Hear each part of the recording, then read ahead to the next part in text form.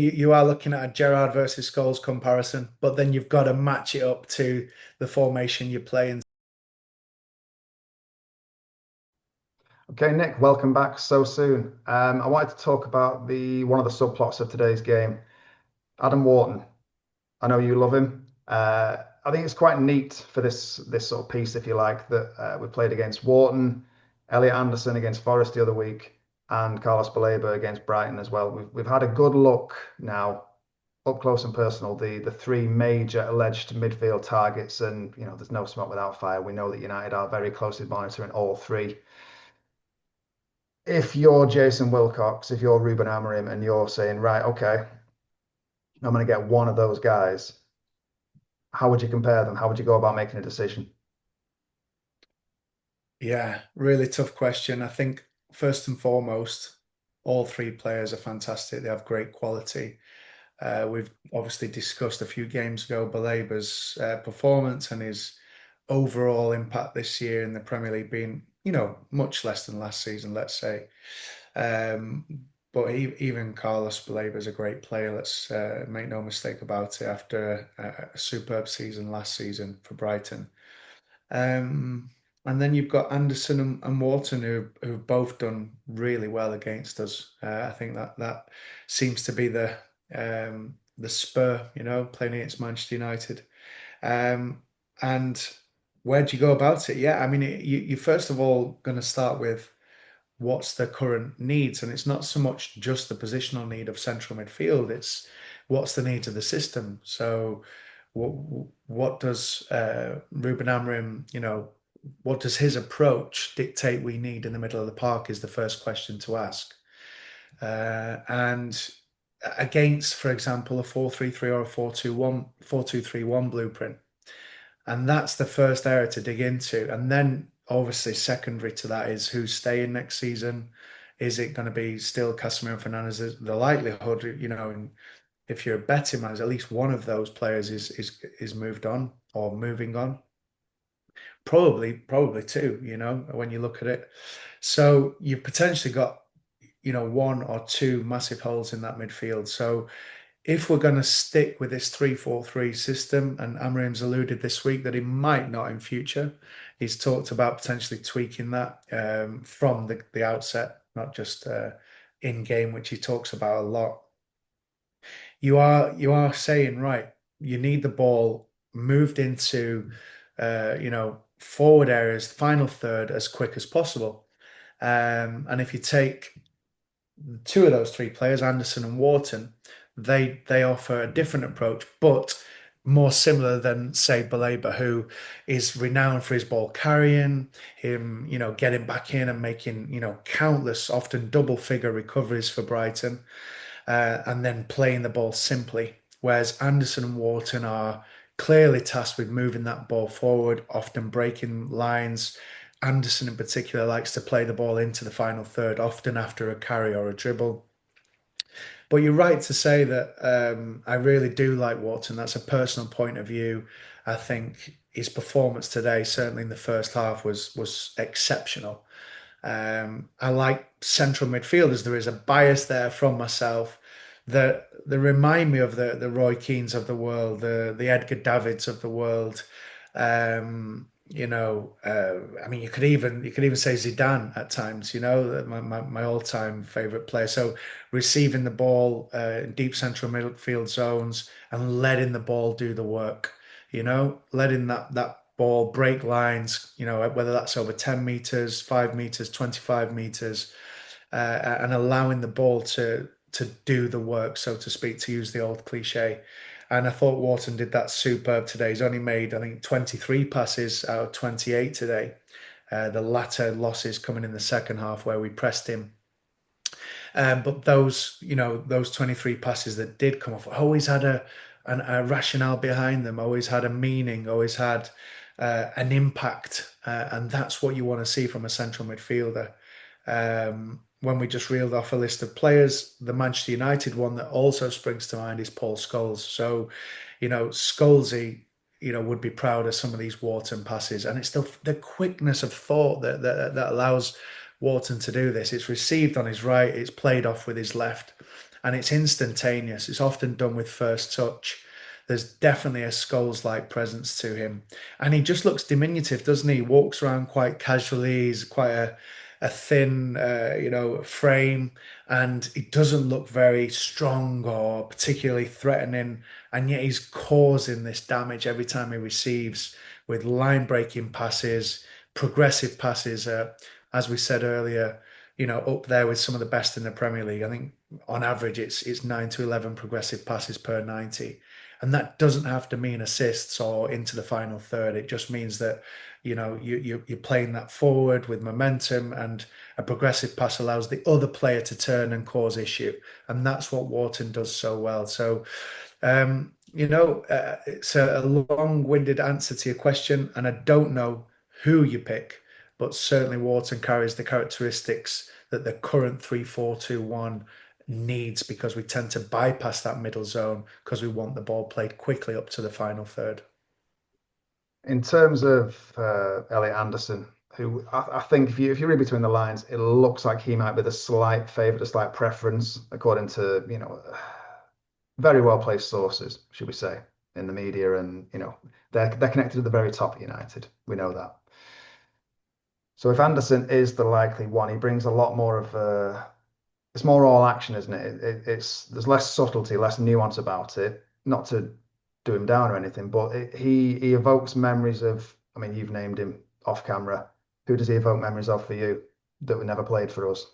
Yeah, I think you are looking at a Gerrard versus Scholes comparison, but then you've got to match it up to the formation you're playing. So just to quickly jump in there, Steve, he is very Gerrard-like, there's no doubt about it. And that then becomes more suited to a 4-2-3-1 or a 4-3-3, just to hopefully carry some consistency in my line of thinking with Wharton. And Baleba, does he evoke comparisons with anyone from the past? On the spot, it's a tough one. He's certainly got that running, that carrying agility, the fact that he's reading play really well, that his positioning in front of the defense is superb. Hence, he's massive on recoveries, getting his body in, intercepting the passes as well, and then playing the ball. And then he's able to work in tight spaces, beat his man over 5 yards, and away he goes and breaks into that space ahead of him in the centre, and then he's shifting it left and right really well. So he's much harder to profile, certainly with his patchy form this season as well. But yeah, I mean, just listen, well, first of all, we'd take one of those players, right?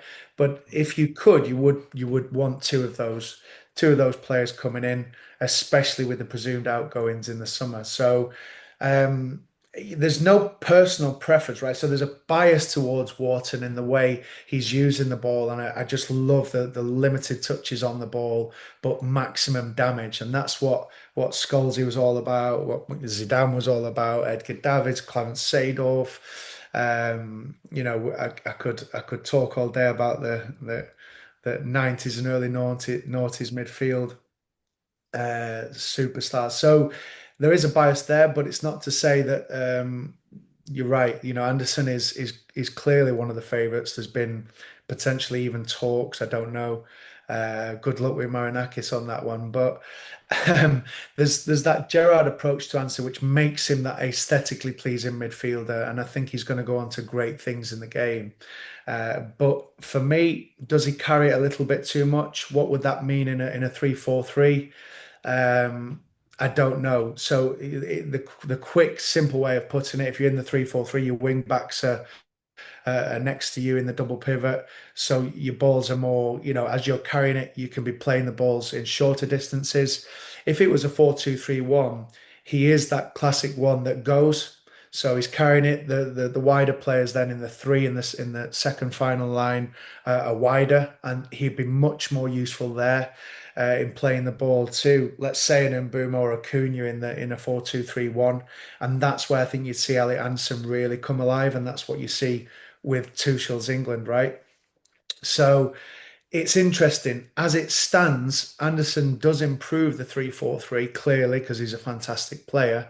But just to go back to Casemiro's renaissance, it's because his positioning is good. He receives early and he releases early, and it's usually the loop ball into the wing back or it's a big ball into Mbumo or Sesko who holds it up, or Xerxes as it was today.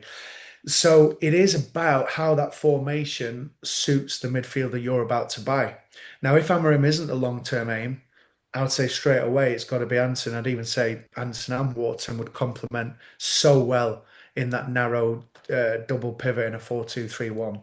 But Anderson would offer so much more in a 4-2-3-1 in my humble view.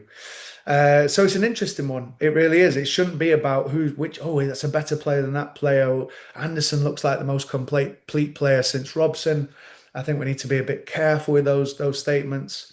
Um, Wharton is causing incredible damage with that ball, and I think he's happy to be sat there underrated, only just put into the England squad. Slowly nurtured in there and then hooked off with, half an hour to go last time out. And I think he's happy to be that player, but he's going to shine one day. Make no mistake about it. He's going to shine for a big club as well. His left foot is a magic little wand. And just another quick one on him. His recoveries are also underrated. So he might not be putting the booming tackles in that Anderson or Baleba do, but he's in the right position in front of that back four, making interceptions. I think it was 7 recoveries today and a couple of interceptions. 3 out of 3 tackles, by the way, as well, which, that first half in particular. And then he's releasing forward. What does Roy Keane say? Let's look forward. The famous bollocking that Rio got in his first training session for not passing the ball forward off Roy Keane. Well, there's no one that does that better than Adam Wharton. And then he's up there supporting the number 10s. He's up there in the final third, and you think, hang about, how did that happen? He just casually drifts forward and he's ghost-like in his positioning. So, you know, it's a toss of the coin. I understand pros and cons for both, and I do like Baleba still as well, ideally thrown into a pairing. But we're talking, dream midfields at that point, so I'm not getting too carried away. And just finally, then, Nick, just to put you on the spot, you mentioned very rightly the landscape that any new signing in midfield will be coming into. We don't know what's happening with Bruno, with Casemiro. Well, put it this way, Ruben said that it was essentially, who did he say? It was Bruno or Kobbie for one spot, wasn't it? So if Bruno goes and Kobbie stays, which again is an if, who goes alongside him? Who unlocks Kobbie Mainoo? Because you've got a lot of talent there that could save you a signing. Yeah, we know our thoughts on Kobe on this channel. It's not to say he should have had much more minutes, as I tried to give credit to Amorim. He's saying there's one game a week, and the like, and Casemiro and Fernandez partnership has done as well, right? Overall. So, but you're right, we shouldn't be getting rid of him, especially after the Rashford and Garnacho scenarios or whatever you want to call it. So, Kobe hopefully does stay, and he is that option. And when he gets in the team, this is all periodical. This is all form based and game by game stuff. So we will see Mainoo have a run of games. I've got no doubt about that, and injuries come into that as well.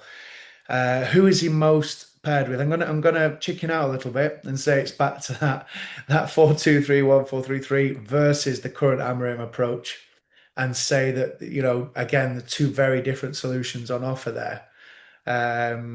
Mainoo in a 3-4-3. I do understand Amorim's reticence, which is why he then comes on a lot higher in the 10, bizarrely. I don't think he's that at all.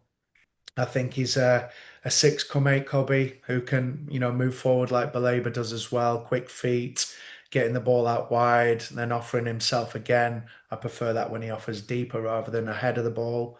So, I think that the natural inclination would be Wharton in the 3-4-3 again. Kobbie, sitting in horizontal play, Wharton vertical play. I think that fits more like a jigsaw. And then Wharton appears there, but there's no doubt about it. Wharton puts the defensive duties in as well, and that allows Kobbie to carry in the way that Anderson does, by the way. So ball carrying with Kobbie and Anderson, similar-ish.